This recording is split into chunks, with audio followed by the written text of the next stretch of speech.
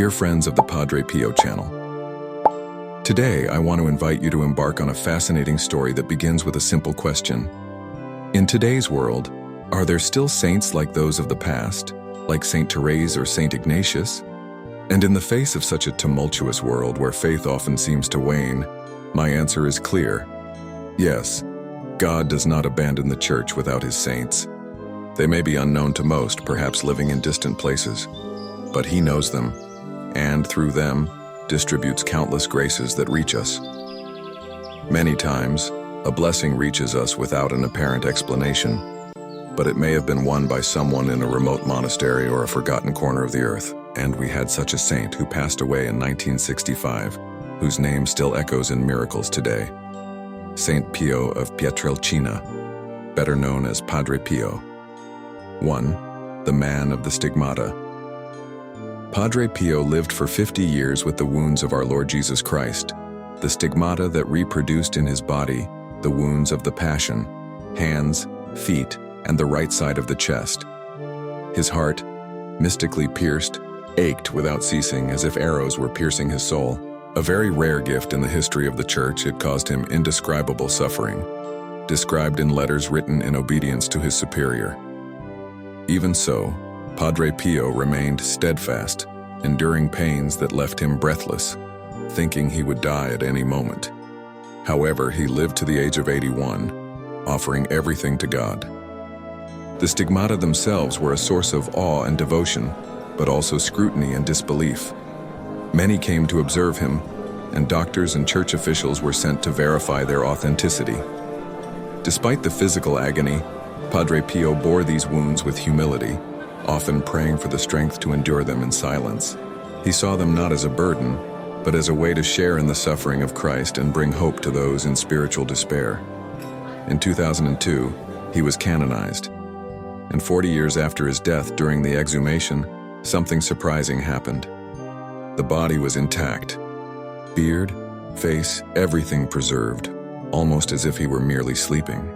If you search for Padre Pio incorrupt body on the internet, you will see impressive photos.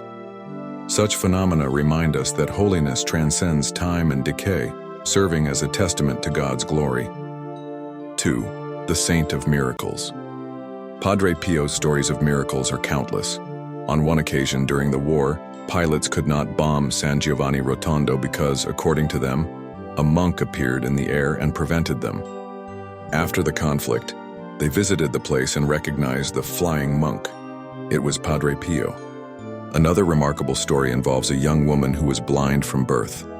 Her family traveled to San Giovanni Rotondo in desperation, hoping for a miracle. Padre Pio blessed her and prayed fervently, and her sight was miraculously restored. This event not only transformed her life but also strengthened the faith of countless others who heard her story. He also had the gift of reading souls. Many people, when confessing, heard him narrate sins they had forgotten or feared to confess. There's also the story of a gravely ill young man who, without knowing Padre Pio, prayed for the intercession of a very holy soul. He dreamed of an elderly friar who touched his chest and smiled. Later, he recognized Padre Pio in a photograph. He went to San Giovanni Rotondo, confessed, and as he left, Padre Pio asked, "So how are your lungs?" Thus confirming that he was the same friar who had visited him in the dream. Padre Pio's stigmata exuded an indescribable perfume, so distinctive that many recognized his presence solely by the aroma. Even a Vatican apostolic visitor thought Padre Pio might be using expensive perfumes until he discovered that the friar used the same simple soap as the other Capuchins. The perfume was often interpreted as a sign of heavenly favor, a subtle but profound reminder of God's presence. 3. Spiritual children. Padre Pio chose people to be his spiritual children. He called them and said, "You will be my spiritual child."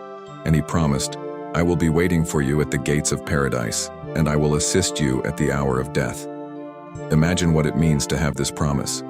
Being a spiritual child of Padre Pio is not just a title, but a commitment to live a life of faith, prayer, and humility, inspired by his example.